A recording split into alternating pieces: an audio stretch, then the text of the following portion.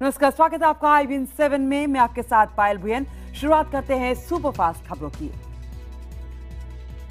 BJP अध्यक्ष अमित शाह ने कोलकाता में एक समारोह में देश के पहले प्रधानमंत्री जवाहरलाल नेहरू पर निशाना साधा। अमित शाह ने कहा कि अगर कश्मीर समस्या का हल पटेल निकालते तो सूरज कुछ और होती। अगर कश्मीर का मसला सरदार के पास नहीं था, मैं आप निसंकोच कहना चाहता हूं, अगर इस कश्मीर का मसला सरदार पटेल के साथ होता तो आज कश्मीर समस्या ना होता। बाकी सब राज्यों की तरह कश्मीर इस देश का एक रस होता। कश्मीर की समस्याओं को जवाहरलाल जी को सौंपा और वहीं से समस्या की शुरुआत हुई। समस्या ही वही।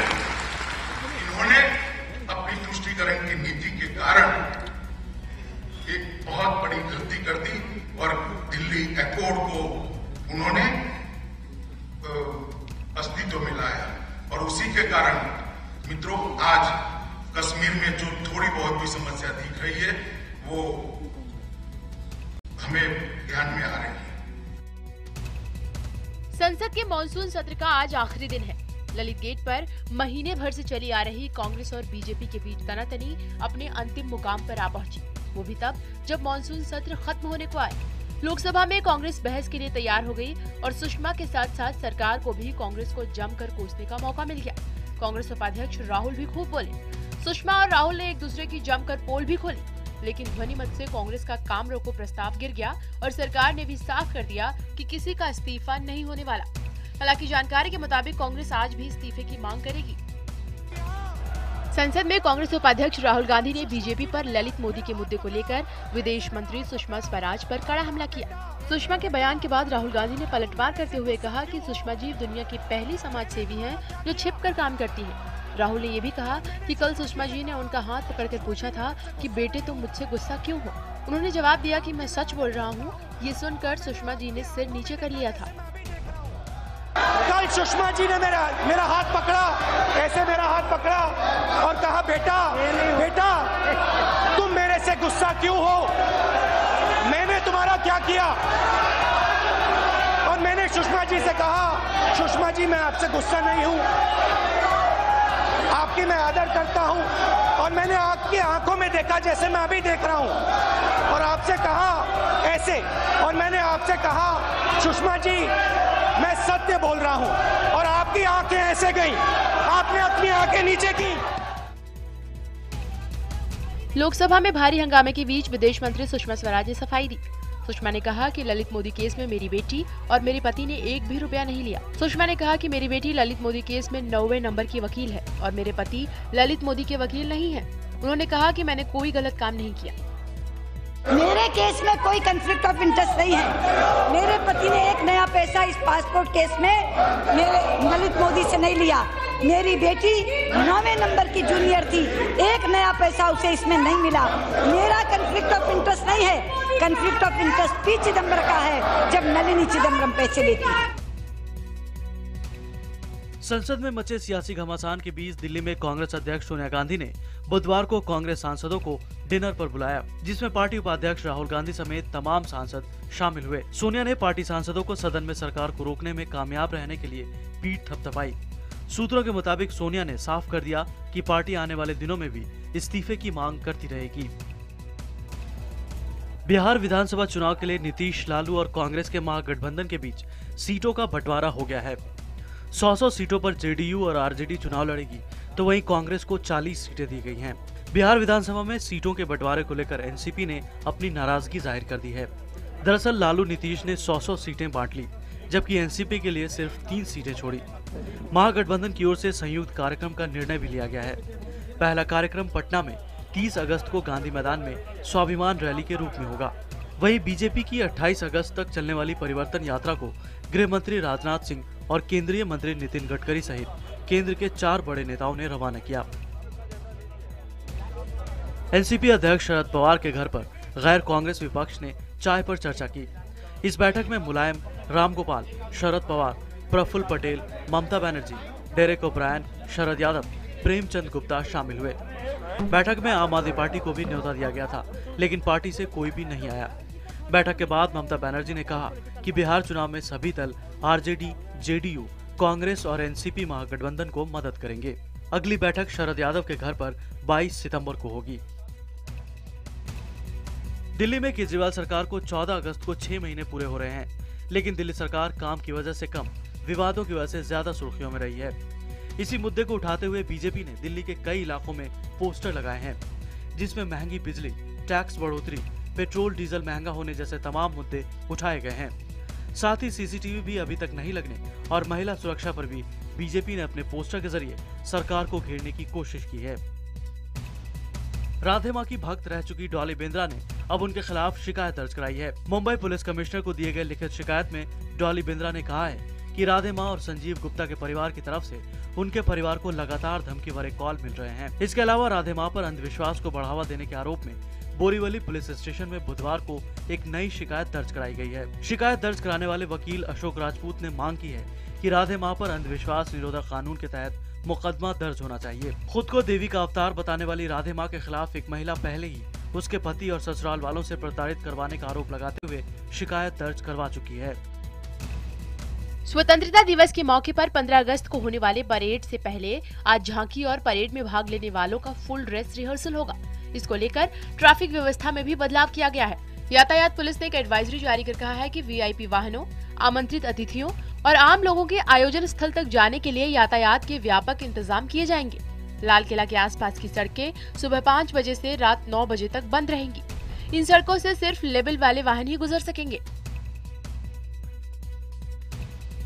फुल ड्रेस रिहर्सल के मौके पर लाल किला के आसपास की सड़कें आज सुबह 5 बजे से रात 9 बजे तक बंद रहेंगी। इन सड़कों में नेताजी सुभाष मार्ग, लुटियन रोड, एसपी मुखर्जी मार्ग, चांदनी चौक रोड, निषाद राज मार्ग और एस्प्लेनेड रोड के हिस्से शामिल हैं। इन मार्गों से लेबल वाले वाहन ही गुजर सकेंगे।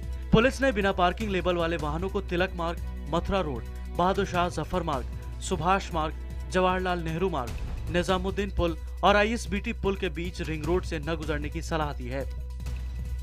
एफएसएसएआई और नेस्ले की कानूनी लड़ाई अब अपने आखिरी मोड़ पर है। दोनों पार्टियों की तरफ से कई बहसों के बाद आज बॉम्बे हाई कोर्ट अपना फैसला सुनाएगी कि आखिर मैगी पर बैन सही था या गलत। बता दें कि एफएसएसएआई ने कोर्ट में दावा किया था कि मैगी में लेड की मात्रा तय मानकों से ज्यादा है, जिसकी वजह से मैगी को पूरे देश में बैन कर दिया गया। नेस्ले ने बैन पर सवाल खड़े किए थे और बॉम्बे हाई कोर्ट का दरवाजा खटखटाया था। पाकिस्तान एक बार फिर बेनकाब हुआ है। आतंकवादी नवेद की उसके ही देश के एक व्यक्ति ने पहचान कर ली है। जम्मू जेल में बंद फैसलाबाद के इमरान ने उसको देखते ही पहचान लिया और स्थानीय भाषा में उससे बात भी की। 17 साल का इमरान फैसलाबाद के साहिलयाल का रहने वाला है। इमरान की सजा पूरी हो चुकी है और बहुत जल्द उसे पाकिस्तान वापस भेजने की तैयारी हो रही है। उधमपुर पहुंचे एनआईए चीफ शरद कुमार ने जेआईसी में पाक आतंकी नवेद से अकेले मुलाकात की। लगभग आधा घंटे तक एनआईए चीफ ने नवेद से अकेले मुलाकात की और फिर पुलिस टीम के साथ पूछताछ की।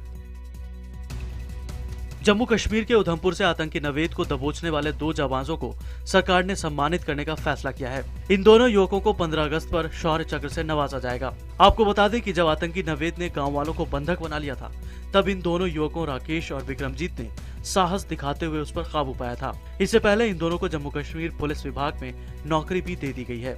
कुछ दिन पहले ही पुलिस विभाग ने इनके साहस को सम्मानित किया था। पाकिस्तान की तरफ से भारतीय क्षेत्र में घुसपैठ की कोशिशें जारी है। एलओसी पर पिछले 8 दिनों से लगातार गोलीबारी जारी है। बीती रात बालाकोट सेक्टर, हमीरपुर, सब्जियां सेक्टर में एक साथ फायरिंग की गई। स्थानीय सूत्रों का कहना है कि सीमा पार से 3 अलग अलग ग्रुप घुसपैठ की फिराक में थे, जिनकी संख्या 12 थी, लेकिन जवाबी कार्रवाई में घुसपैठ को विफल कर दिया गया। पिछले 43 दिनों में पाकिस्तान ने 40 बार सीज फायर का उल्लंघन किया है। किसी भी नापाक मंसूबे को नाकाम करने के लिए सेना ने बड़े पैमाने पर सर्च ऑपरेशन शुरू कर रखा है। कश्मीर से लेकर पीर पंचाल और त्रिकुटा पहाड़ियों पर सेना, पुलिस और सुरक्षा बलों ने अभियान चला रखा है। कठुआ से लेकर अखनूर तक अंतर्राष्ट्रीय सीमा पर भी गश्त तेज कर दी गई है। श्रीनगर के खानियार पुलिस स्टेशन पर बुधवार को ग्रेनेड से आतंकी हमला किया गया। हमले में सीआरपीएफ के 2 और जम्मू कश्मीर पुलिस के 2 जवान घायल हो गए। हमलावर फरार हो गया, जिसके बाद इलाके की नाकेबंदी कर दी गई। इसके अलावा जम्मू कश्मीर के शोपिया में संदिग्ध आतंकियों ने सेना की टुकड़ी पर हमला कर एक जवान को जख्मी कर दिया। सेना की 44 राष्ट्रीय राइफल्स की टुकड़ी जो एक टाटा सूमो से जा रही थी, इसी दौरान हमला किया गया। हमले के बाद सेना ने इलाके को घेर कर तलाशी अभियान चलाया। पाकिस्तानी फौज की फायरिंग ने सरहद पर बसे गांवों का सुख चैन छीन लिया है। सीमा पार से लगातार हो रही गोलीबारी से पाकिस्तान की सीमा से सटे इलाकों के लोग दहशत में जीने को मजबूर हैं। लगातार हो रही फायरिंग को देखते हुए जम्मू कश्मीर के पुंछ इलाके से 2 दर्जन से ज्यादा परिवार अपना घर छोड़कर सुरक्षित स्थानों पर जाने को मजबूर हैं। बॉर्डर से सटे इलाकों में अलर्ट जारी करते हुए लोगों से घरों से बाहर निकलते वक्त सतर्कता बरतने को कहा गया है। गेटवे ऑफ इंडिया के नजदीक समंदर में मंगलवार को एक अलग ही नजारा देखने को मिला। यहाँ हजार के नोट लोगों को पानी में बहते नजर आए। इन्हें पाने के लिए लोग अपनी जान जोखिम में डालने से भी बाज नहीं आ रहे थे। खबर मिलते ही मौके पर पुलिस पहुंची और 3 लोगों को पूछताछ के लिए थाने ले गई। सभी के बयान रिकॉर्ड कर उन्हें छोड़ दिया गया, लेकिन अब तक पुलिस ये पता नहीं कर पाई है कि आखिर किसने इतने पैसे पानी की तरह बहाए। दिन भर लोगों के बीच ये अफवाह फैली रही कि किसी बहुत अमीर शख्स ने अपना पैसा समंदर में बहा दिया। इधर के गरीब लोग मुंबई पुलिस पर एक कारोबारी को झूठे केस में फंसाने और बड़ी बड़ी धाराएं लगाने की धमकी देकर लाखों रुपए की घूस मांगने का आरोप लगा है। पैसों का इंतजाम करने में असमर्थ पीड़ित कारोबारी ने आरोपी पुलिस वाले का स्टिंग कर लिया और पूरे सबूत के साथ इस मामले की शिकायत एंटी करप्शन यूनिट के अधिकारियों से की। अरे नहीं कह रहे, एक बात सुनिए, मैं जो भी चैनल या जिसके थ्रू गया बाकी का जवाबदारी, अगर मैं जब तेरा जो गारंटी ले सकता तो मैं सबका भी मैं वो बोलता है, बाकी तो तेरे को वो कोई प्रॉब्लम या कुछ वो सब कुछ नहीं है, उतना दिमाग तेरे को प्रॉब्लम होगा सर को लगता है। हाँ नहीं, अभी वकील ने डरा दिया है उसको, वकील ने फोन करके वकील ने क्या बोला कि ऐसा ऐसा लिखा है। पूरा मामला सुनने के बाद मुंबई पुलिस कमिश्नर राकेश मारिया ने आरोपी पुलिस वालों के खिलाफ विभागीय जांच के आदेश दिए और दोनों का ट्रांसफर भी कर दिया। नवी मुंबई के एरोली इलाके में एक बस और कार के बीच टक्कर हो गई। बस का ड्राइवर नीचे उतरा और उसने कार को रोकने की कोशिश की, मगर कार सवार ने गाड़ी दौड़ा दी और बस के ड्राइवर को काफी दूर तक बोनट पर लटकाए हुए तकरीबन 300 मीटर चलता गया। ये सारी तस्वीरें सीसीटीवी में कैद हो गई। इस घटना में बस ड्राइवर घायल हो गया है। पुलिस ने स्विफ्ट कार के ड्राइवर के खिलाफ केस दर्ज कर लिया है। बॉम्बे हाईकोर्ट ने दही हांडी को एडवेंचर स्पोर्ट्स में रखने का आदेश दिया है, जिसके बाद इसमें एडवेंचर स्पोर्ट्स के नियम लागू होंगे। यानी दही हांडी प्रतियोगिता में पिरामिड बनाने में अब 12 साल से कम उम्र के बच्चे हिस्सा नहीं ले सकेंगे। 12 से 15 साल की उम्र के लड़के लड़कियों को अभिभावकों से इजाजत लेनी होगी। दही हांडी आयोजनों पर होने वाले हादसों को देखते हुए कोर्ट ने ये फैसला किया है। कई बार गोविंदाओं के 10 स्तर ऊंचे पिरामिड तक बनाए जाते हैं और इसमें भाग लेने वालों के गिरने की वजह से चोटिल होने की घटनाओं के कारण इनकी आलोचना भी होती है। जोधपुर से रवाना हुई एक मालगाड़ी पिछले 17 दिनों से लापता है। उस मालगाड़ी में 90 कंटेनर हैं, जिसमें करीब 9 करोड़ रुपए का माल है।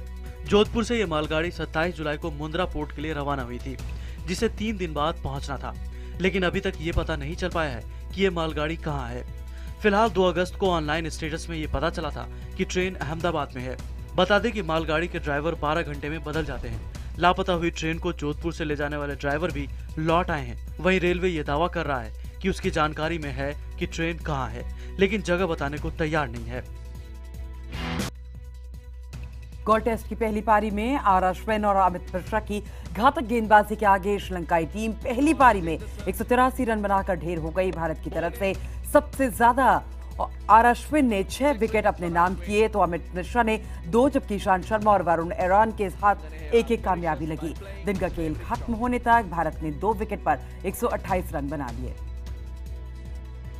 कंगना रनौत, इमरान खान और निखिल अडवाणी ने अपनी अगली फिल्म कटी बट्टी के गाने सरफिरा को रेडियो मिर्ची पर लॉन्च किया है। उन्होंने फिल्म, इसके गाने और शूटिंग से जुड़ी बातें साझा की। हाल ही में अजय देवगन और तब्बू स्टार रिलीज हुई दृश्यम उत्तर प्रदेश सरकार द्वारा टैक्स फ्री कर दी गई है। साथ ही अजय देवगन ने भी अखिलेश यादव सरकार को धन्यवाद करते हुए ट्वीट किया। इश्किया और डेढ़ इश्किया के बाद तीसरी बार फिर से नसीरुद्दीन शाह और अरशद वारसी की जोड़ी एक साथ एक ही फिल्म में नजर आएगी। नए डायरेक्टर निशांत और अपर्णा इस फिल्म को डायरेक्ट करने वाले हैं। अरशद वारसी ने बताया कि ये एक सीरियस फिल्म है, जिससे वो एक कट्टर पुलिस वाले के किरदार में नजर आएंगे। वहीं नसीरुद्दीन शाह एक अलग अवतार में दिखेंगे। चीन के उत्तरी शहर तियानजिन में 2 बड़े धमाके हुए, जिसमें 17 लोग मारे गए और 400 लोग घायल हैं। चीन की सरकारी समाचार एजेंसी शिन्हुआ के मुताबिक धमाका बुधवार की रात करीब 11:30 बजे हुआ। रूस की 68 वर्ष की महिला समसोनोवा पर 23 लोगों की बेरहमी से हत्या करने और उनके शव को खाने का आरोप लगा है। पुलिस महिला को गिरफ्तार कर मामलों की जांच करने में जुटी हुई है। समसोनोवा ने 13 हत्याओं की बात स्वीकार की है।